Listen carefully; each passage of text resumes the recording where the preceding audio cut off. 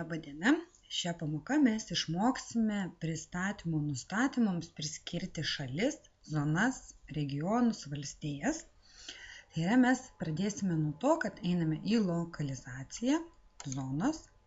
Tarkim, mes norime savo Lietuvos klientams prekes pristatinėti pigesniu tarifu negu kitoms Europos šalims. Tai mes matome visas suvestus regionus. Spaudžiame pridėti naują zoną, mes įvedam Lietuva, spaudžiame išsaugoti, taigi mes sukūrėme naują zoną Lietuva, tada einame į šalis, aš spaudžiu Ctrl F ir susirandu Lietuvą, jinai šiuo metu yra priskirta Europos zonai, taip.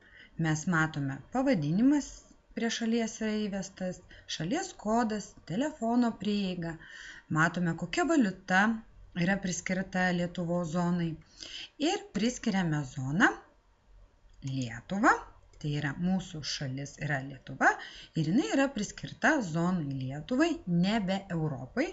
Toliau matome, kad mes arba mums reikalingas pašto kodas identifikacijai šalies, arba nereikalingas, mes šiuo atveju jį išjungsime.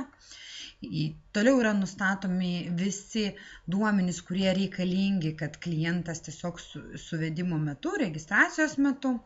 Tada ar mūsų būsena yra aktyvi ar neaktyvi, ar šita šalis turi valstijas, ar ji neturi šių valstijų, ar reikalingas kažkokia tai identifikacija pagal mokesčių mokėtojų numerius.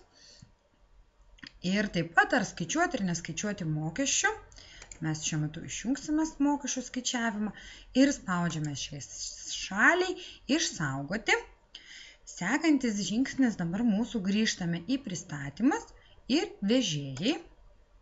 Ir einame į mūsų sukurtą vežėją 1. Kadangi pirmame lange esančios informacijos mes nekeisime, tiesiog pereiname į kitą laukelį ir nustatysime dabar mokesčius dar plačiau pagal zonas.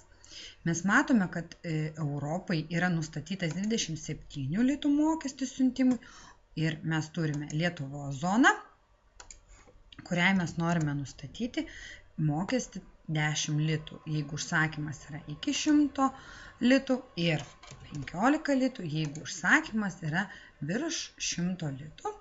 Spaudžiame baigti, jeigu kitos informacijos mes jų nebekeisime. Tiesiog, kad būtų mums labiau matoma ir pastebimas skirtumas, mes dar įjungsime kelias Europos šalis. Šalių, kadangi visos šalis šiuo metu mūsų parduotuvėje yra išjungtos, išjungimas matosi štai čia. Mes matome, kad tik Lietuva yra jungta. Mes įjungsime dar Latviją, įjungsime dar Lenkiją ir šiai pamokai turėtų užtekti šio pasirinkimo. Mes periname į mūsų parduotuvę, ją tiesiog atnaujiname. Kadangi mūsų krepšelis jau sudarytas, krepšelį mes jau turime įdėtą vieną prekę, tiesiog paspaudžiame krepšelis, matome visą krepšelio informaciją, ką klientas užsisako ir prieiname tiesiog prie siuntimo skaičiavimo skaičiuoklės ir dabar matome, kad tai yra Lietuva šalis ir pristatymų mokestis yra būtent taikomas šis kurjeris, tačiau galim pasirinkti kitą šalį, Latviją. Jau mes matome didesnį pasirinkimą, kadangi matome 3 pasirinkimus ir matome, kaip keičiasi kaina. Tai yra šiam vežėjui pasirinkus Lietuvą. Mokestis buvo 15 litų, o pasirinkus, tarkim, Latviją, tai jinai priklauso europiniai šaliai, mokestis iš karto pasikeičia 37 litai. Jeigu mes grįžtume prie vežėjų sąrašo ir pakoreguotume šį vežėją, tiesiog pakoreguotume jo pristatymą, kadangi Lietuva nebuvo įtraukta šiam vežėjui, todėl šio vežėjo ir nerodė prie Lietuvos pasirinkimų, mes tiesiog įjungsime Lietuvą ir rašysime 5, o Europos Sąjungos šalims Ir čia kaip įjungta Amerikos šalims būtų 15 litų. Ir baigiam nustatymus.